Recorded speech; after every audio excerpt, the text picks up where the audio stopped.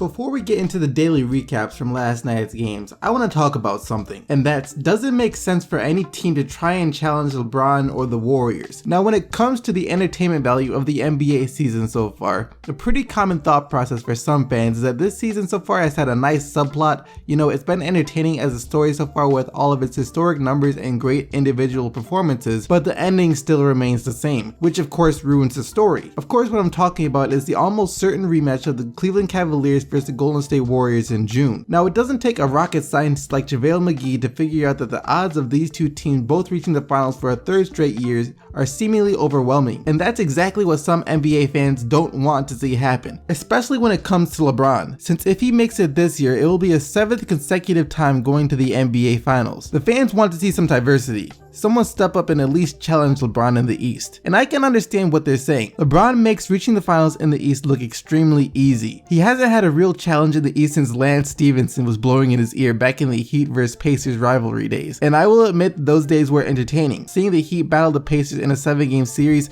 By the way, I still to this day do not understand why Frank Vogel took out his back then all-star defender in Roy Hibbert in Game 1 of the 2013 Eastern Conference Finals. Anyways, as I was saying, it was entertaining to see the Pacers challenge LeBron in the East. But even back then, was anyone really ever expecting the Pacers to actually overthrow LeBron? Don't get me wrong, that Pacers team was outstanding. One of the best defensive teams the NBA has ever seen. And that's the thing, they were a great team, yet they still never managed to stop LeBron. So if you're another GM in the Eastern Conference, or let's take it even further, if you're an impending big name free agent and you're watching this Pacers team and every other team in the East continuously fall in the face of LeBron, does that make you want to challenge him? To get an idea of what I'm talking about, we're going to take a look at this from both sides. From a team/GM position, and then from the position of a free agent who wants to win a ring. Let's take a look at this from the team perspective first. Take one single look at the majority of the teams in the NBA and you will start to see a common theme.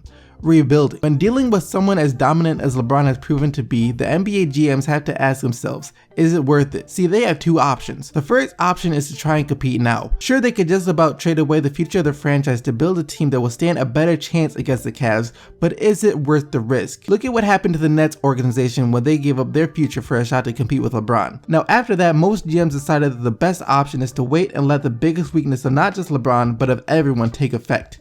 Time. You know, acquiring a bunch of young talent. Start building from scratch, and by the time that this young team is ready to compete, LeBron should be closer to the twilight of his career. The problem with that, however, is that some teams wind up peaking too early, becoming a good team faster than they thought they would. A couple of examples of this is the Toronto Raptors and the Boston Celtics. Now in the East, these two teams are currently the ones who are seen to be capable of at least making things a bit interesting for LeBron. Now with the way those two teams are currently though, no one expects them to make it past Cleveland at all. However, that's when people that want someone to start challenging LeBron more say that they should make a trade for a piece that allows them to put up more of a fight. There's a problem with that though. Exactly what player in the NBA do you add to those teams to put them over the edge to which they become the heavy favorites to beat LeBron? To be quite honest, I'm not sure if there's a single player in the NBA that you can add to those teams that will make them be the favorites to win over a LeBron James-led Cavaliers team. Then this leads me to another thing that I want to talk about. The players and free agency when it comes to deciding what team they sign with. When a player is a free agent, a great player, you know, a difference maker is a free agent and their goal is to win a championship or at least make it to the finals, what conference do you go to? The East has been dominated by LeBron for so long that, like I said, a majority of the teams just enter the rebuilding phase. So you obviously don't go to one of those. Sure, you still have the Toronto Raptors and the Boston Celtics, teams like that as options, but that's basically the same decisions the GMs had to make. If they go there, they might have a small chance at beating LeBron.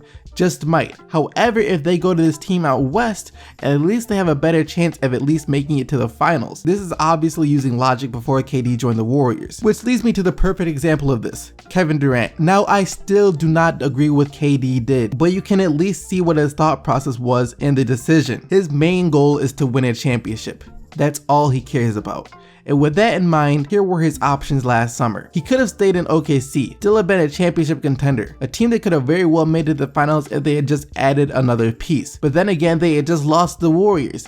Yes, they took him to 7 games, however the Warriors just lost to the Cavs. They didn't lose by a game to a team that will eventually win the NBA championship, No, they lost to the runner-up. Nonetheless, you can still stay in OKC and continue to compete for a championship there. Or you have teams like Boston, San Antonio, and the Clippers. You go to one of those teams and you also have a shot at competing, but none of those teams have ever even faced off LeBron's new Cavaliers team in the finals yet, so there's still some uncertainty there. The last option, of course, is the Golden State Warriors, who have reached the finals for the past 2 years and are coming off the best regular season in NBA history and came up one game short of beating LeBron in the finals. Obviously, if your only goal is to win a championship and you don't care about anything else, then they make the most sense. Now, if Golden State beat the Cleveland Cavaliers in the finals last year though, I honestly think KD would have stayed in OKC. I mean, they went to 7 games against the team that did beat LeBron, meaning that if they just improved a little bit more, then they very well could have won too. Which of course, even though the Cavs won, was still possible, but you know, he just went with certainty for the most part. Ironically though, what he did is basically make the Warriors the LeBron of the West, meaning that now if you're a big free agent that wants to win a championship,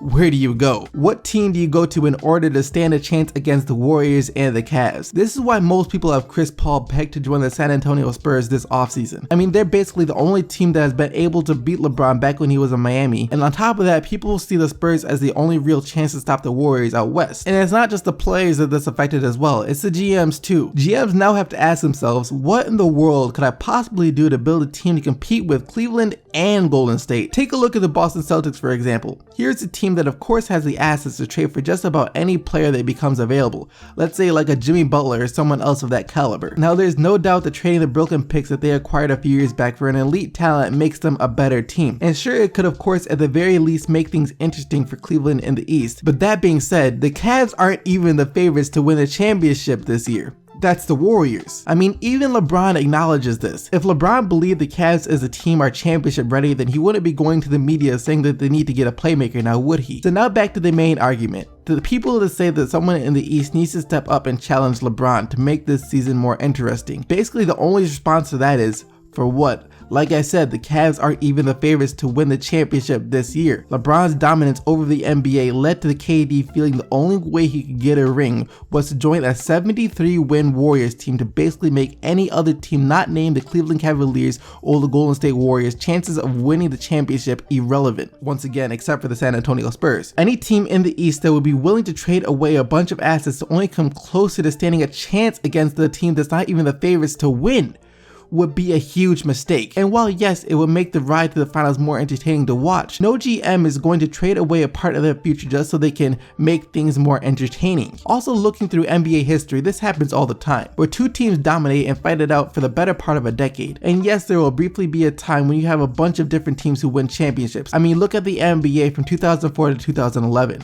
You had the Pistons, the Spurs, the Lakers, the Celtics, the Mavericks, the Heat before the Big Three. All those teams won championships in that 7-year stretch. So there is a sense of unpredictability in the NBA for periods of time. But then, like I said, there are also times where one or two teams dominate the rest of the league. And that's what we're going through right now. And really the only thing that can stop this Warriors vs Cavs era that we're going through right now is the Warriors and the Cavs, if something happens to one of those two teams. Other than that, there really is nothing in the realm of possibility that any other team in the NBA can do to put an end to this. Once again though, maybe except the San Antonio Spurs. That's just what I think about this though. Does it suck for everyone whose favorite team isn't the Cleveland or Golden State? I mean, yeah, but it's not like this is something the NBA hasn't seen before. Let me know what you guys think about this down in the comment section below though. Do you think any team has a chance at overthrowing the Cavs and the Warriors? But now, like always, it's time to get into the daily recaps from last night's games. The last time these teams met last week, the Warriors wound up dismantling the Clippers and winning by 46 points. It was much closer this time though. The Warriors still got the win 133 to 120, but the Clippers did put up a fight. Of course, there's still no Chris Paul for LA, but Blake Griffin had another really good game. 31 points, 8 rebounds, and 3 steals for Blake, and Austin Rivers continues to have the best year of his career. He had 18 points and 6 assists. Like I said though, it's the Warriors who got the win, led by Steph Curry and his 29 points and 11 assists. Kevin Durant also had 26 points, 10 assists, and 8 rebounds for Golden State. Dwight Howard returned to Houston for the first time yesterday, and you can tell he had this game circled on his calendar. He went back to the 2010-2011 Dwight Howard, 24 points and 23 rebounds on the night. Harden probably had this game circled too though. He dropped 41 points, 8 rebounds, and 8 assists, and what looked like was going to be a Rockets win until Tim Hardaway Jr. single-handedly outscored Houston in the fourth. Hardaway scored 23 of his career-high 33 points in the fourth quarter, and the Hawks wind up with a 113-108 win. Washington got their 16th straight home win yesterday. I wonder if they'll ever even lose another home game this year at this rate. They got the 116-108 win over the Lakers, led by John Wall in his 33 points and 11 assists, and Bradley Beal at 23 points as well for the Wizards, who now find themselves only a half game behind the Raptors for the 3rd seed in the Eastern Conference. The legend Greg Popovich. Must be nice to have a coach like him down in San Antonio. He tied the record for the most wins with a single team with the Spurs' 102-86 win over the Sixers last night, and that was his 1,127th win with the Spurs. That is absolutely insane. Kawhi Leonard led the way for the Spurs on the court though, with 19 points, 8 rebounds, and 5 assists. And that about wraps up all the action for the Day 101 recap of the 2016-2017 NBA season. And now it's time to get into the Player of the Day.